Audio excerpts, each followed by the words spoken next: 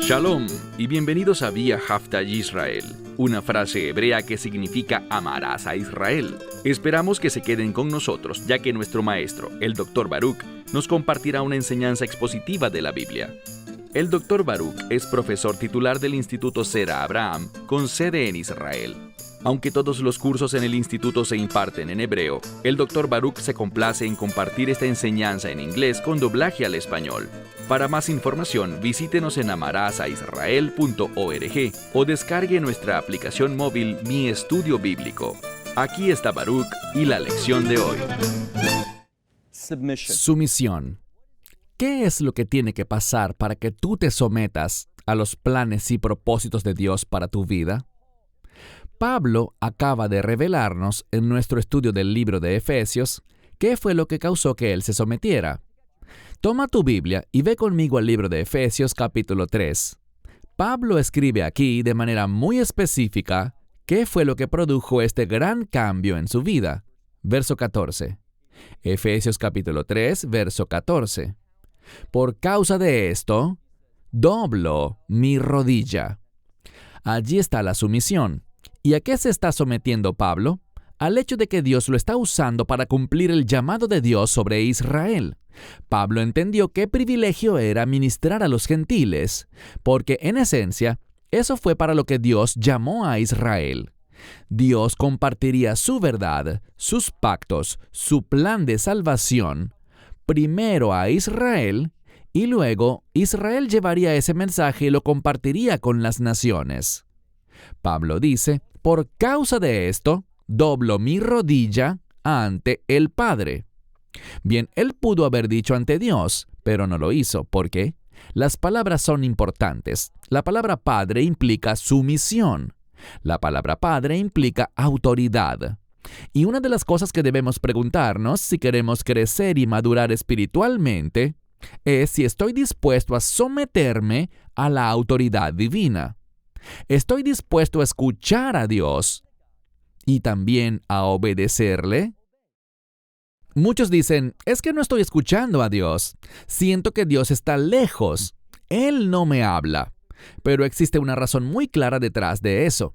La razón es que si no te acercas a Dios con una actitud sumisa, si no le dices, Dios, quiero oírte para obedecerte, Dios no te hablará. Cuando dices que Dios no te habla, que Él no te está guiando realmente a ningún lugar, que te sientes abandonado por Dios, ¿sabes cuál es el problema? Que tú estás cerrado al consejo de Dios. Pero con Pablo no pasaba así. Él dice, por causa de esto doblo mi rodilla ante el Padre, de quien toda familia, y por cierto, la palabra familia aquí es simplemente la misma palabra para padre, pero con un cambio. Nos habla de que quien quiere estar en la familia de Dios debe ser sumiso al Padre, debe reconocer su autoridad. Así que dice, de quien toda familia en los cielos.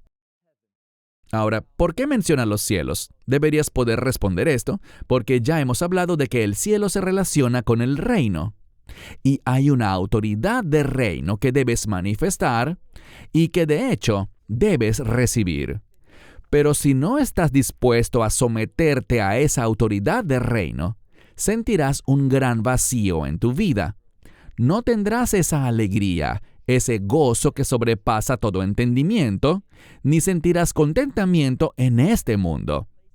Pero si en cambio decides someterte a la autoridad de Dios, lo que encontrarás es un gran cambio. Vivirás tu vida con entusiasmo.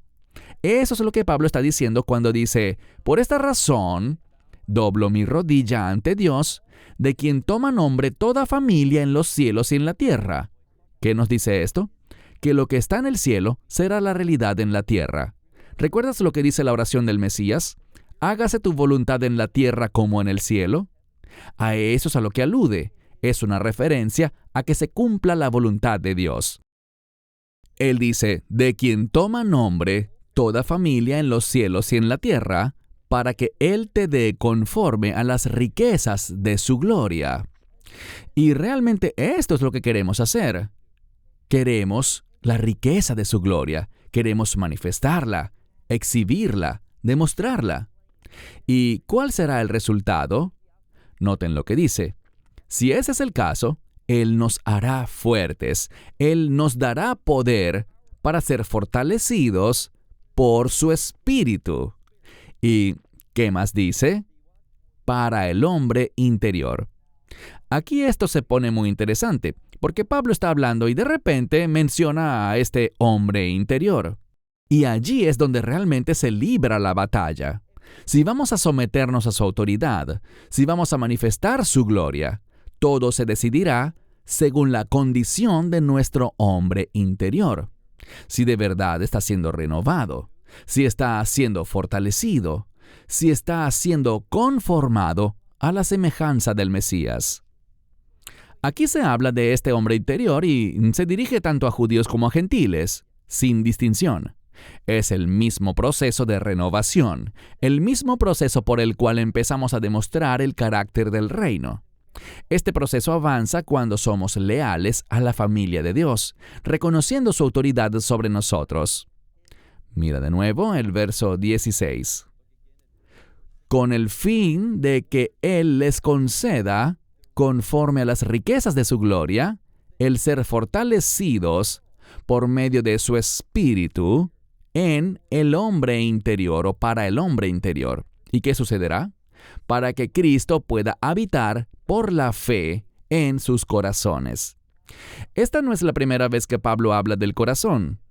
Y dijimos que el corazón es un órgano especial. La Biblia dice cómo piensa el hombre en su corazón. Entonces, si vamos a someternos, si vamos a tener esa autoridad y a demostrarla, en sumisión a Dios, todo comienza con nuestra manera de pensar. Allí es a donde el Espíritu de Dios dirigirá su poder, a cambiar nuestra manera de pensar, llevándonos a pensar conforme a lo que oímos del Espíritu Santo, a lo que Dios quiere comunicarnos. Así que dice, que el Mesías pueda habitar por la fe en vuestros corazones, en amor, arraigados y cimentados. Y quiero que noten algo aquí. Esto está en tiempo pasivo perfecto. ¿Qué significa eso? De nuevo, que esto no se trata de algo que tú logras, sino que es a través de tu sumisión que Dios actúa. Es por tu deseo de conocer la mente de Dios que Él comienza a moverse en tu vida para arraigarte y establecerte en el fundamento correcto. Así podrás convertirte en... ¿Recuerdas lo que hablamos antes de que somos hechura suya? Y que cuando Él habla de la casa de Dios, la familia de Dios, habla de un edificio que se levanta hasta convertirse en templo para el Espíritu Santo.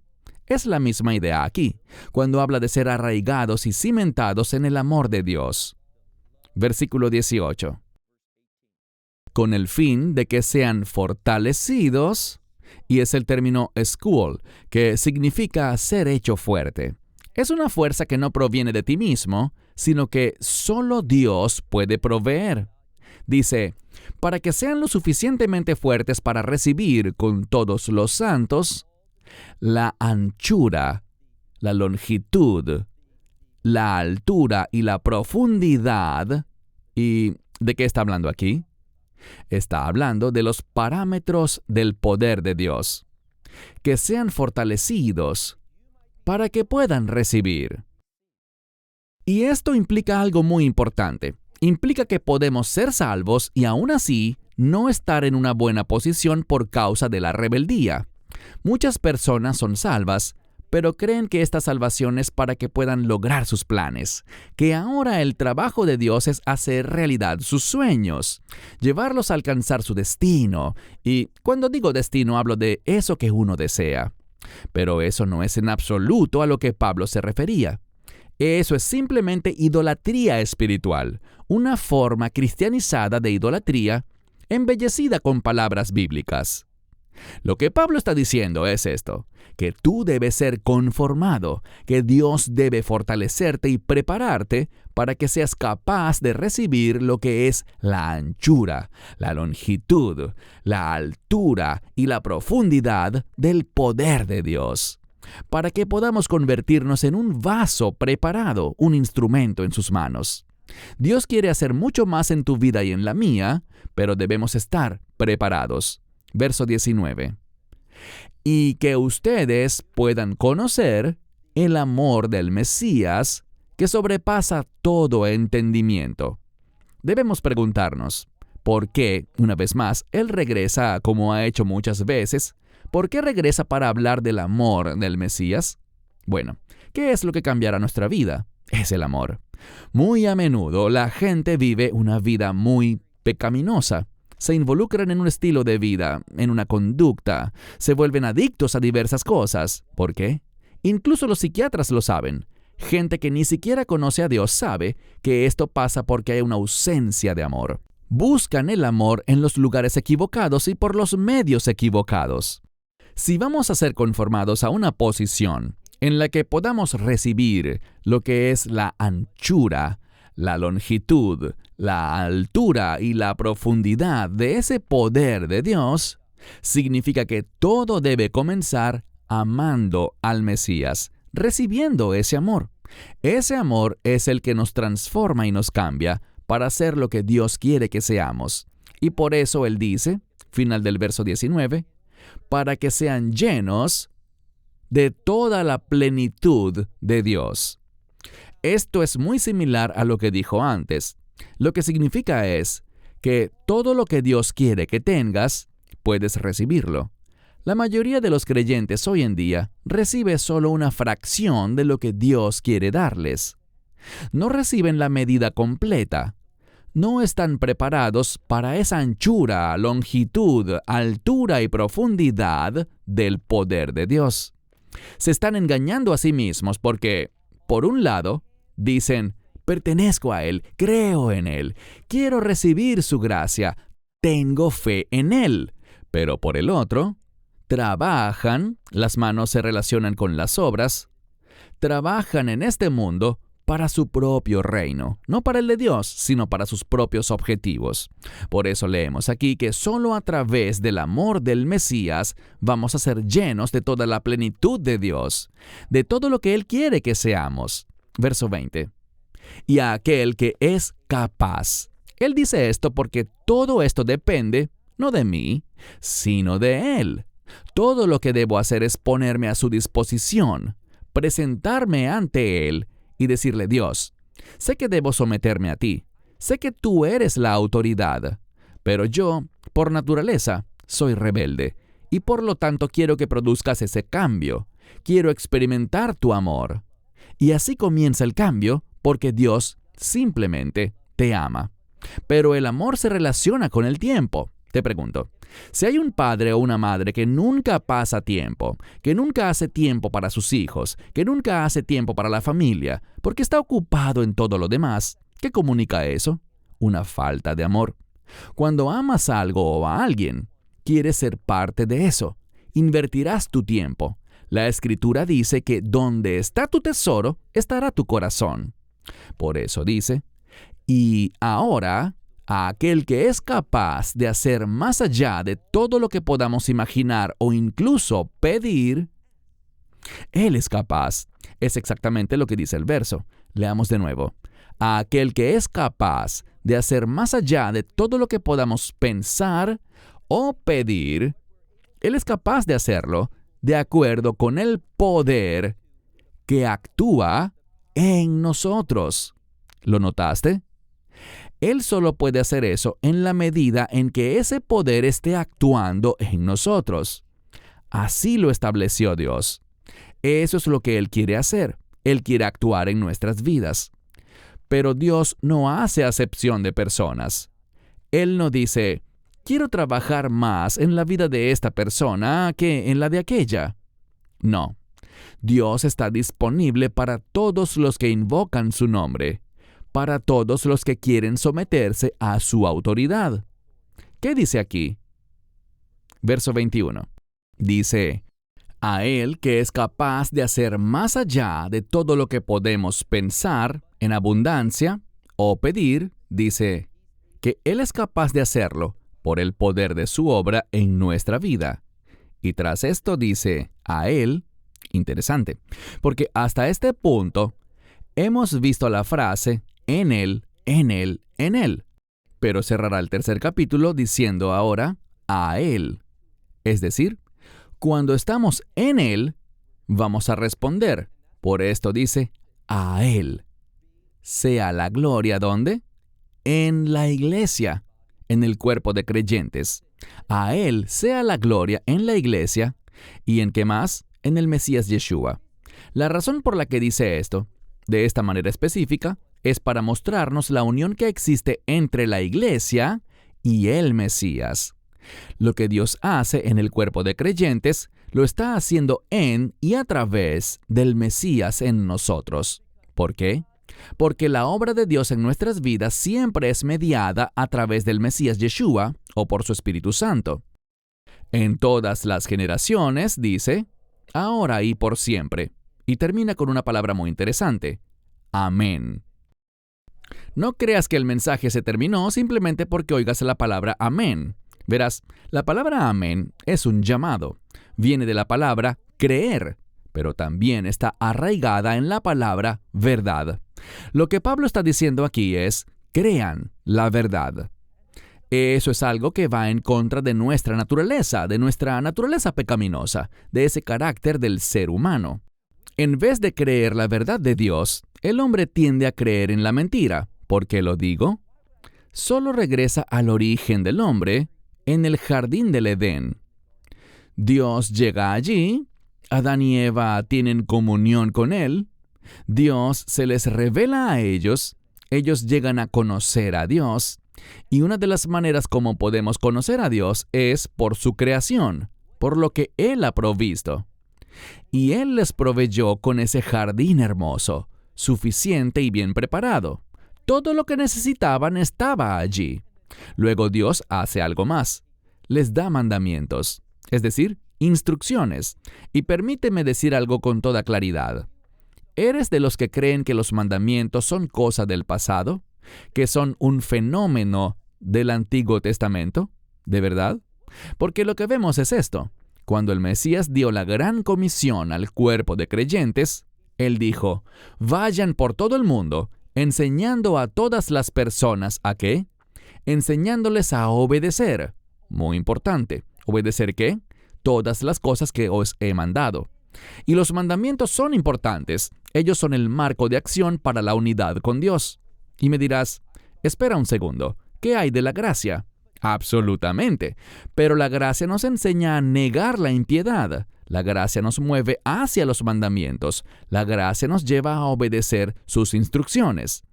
Por eso vemos durante la comunión en el jardín que Dios le dio algunos mandamientos a Adán y Eva, uno de los cuales fue, no coman del árbol del conocimiento del bien y del mal. Satanás se presentó, ¿y qué hizo? Les sembró dudas. Esto es lo que quiero que veas. ¿Por qué será que fueron tan rápidos en creer la mentira de Satanás, en lugar de descansar en la verdad de Dios? ¿Por qué desobedecieron? Y la respuesta es muy simple, porque no tenían respeto por la verdad. Verán, somos demasiado rápidos, demasiado prontos para decir, bueno, sé que Dios dice esto, pero tú sabes, los tiempos han cambiado. Yo sé que la Biblia enseña esto y dice que tal cosa es pecado, pero eso era en aquellos tiempos, ¿no? La verdad es siempre la verdad. Por eso Pablo termina este capítulo diciendo, créanlo. Literalmente, amén, que significa sométete a la verdad. ¿Por qué recalco esta relación entre el creer y la verdad? Porque la misma palabra para creer, con más intensidad, es también la palabra para verdad. En la Biblia, creer no habla de creer lo que tú quieras. Mucha gente cree en aquellos que enseñan un evangelio pervertido, que dice que el Mesías Yeshua es el camino a la prosperidad. Y cuando ellos hablan de prosperidad, se refieren a las cosas materiales, a las cosas de este mundo. Como por ejemplo, Dios no quiere que sus hijos conduzcan un auto simple, ni que vivan en un apartamento modesto. Dios quiere que sus hijos tengan lo mejor. ¿De verdad? Lo que yo encuentro en la Biblia es esto, que Dios nos ha llamado al éxito. si entiendes como éxito el obedecer a Dios. Cuando obedeces a Dios, eres la persona más exitosa del mundo. Los bienes materiales que poseas aquí son irrelevantes porque en el reino habrá grandes recompensas. ¿Y qué harás con esas recompensas? Las pondrás a los pies del Mesías. Esta vida es una oportunidad para manifestar tu compromiso en adorar al Señor, para mostrar tu aprecio, tu gratitud por haber sido invitado a ese reino. Por esto, solamente cuando creemos la verdad de Dios, solo así seremos receptores de ese poder, y Él nos dará a conocer su consejo que puede cambiar radicalmente nuestra vida. Te pregunto algo. ¿Cuándo fue la última vez que oíste al Espíritu Santo revelarte el consejo del Padre, lo que Él quería que hicieras en una situación dada? Hablaba con alguien no hace mucho y me dijo, constantemente tomo malas decisiones. ¿Y por qué será? La respuesta es fácil, porque él no está escuchando a Dios, está rechazando la verdad, está apagando al Espíritu Santo. No está entendiendo lo que Pablo afirma al decir que Dios quiere poner dentro de nosotros la plenitud de Dios, lo ancho, largo, alto y profundo de su poder, para que seamos transformados y que podamos magnificarlo a Él y manifestar su poder en este mundo. Allí es donde ocurrirá el cambio. Y te digo algo muy importante. Vienen tiempos difíciles. Ese poder será lo que nos hará permanecer fieles en medio de persecuciones, pruebas y tribulaciones. Una de las cosas que verdaderamente darán testimonio de quiénes somos ante el mundo perdido será cuando ellos nos vean y... ¿Recuerdas lo que hizo Pablo? Pablo se regocijaba en la cárcel. Me gusta ese relato en el libro de Hechos. Pablo estaba preso. ¿Y qué hace a medianoche? Está cantando. Él estaba encadenado y entiende bien lo que significa estar encadenado en una cárcel romana. Ellos usualmente encadenaban uno de sus tobillos y levantaban la pierna para que la persona tuviera que estar recostada sobre su espalda. Y la razón de que hicieran eso era que te habían azotado, te habían dado una golpiza con varas.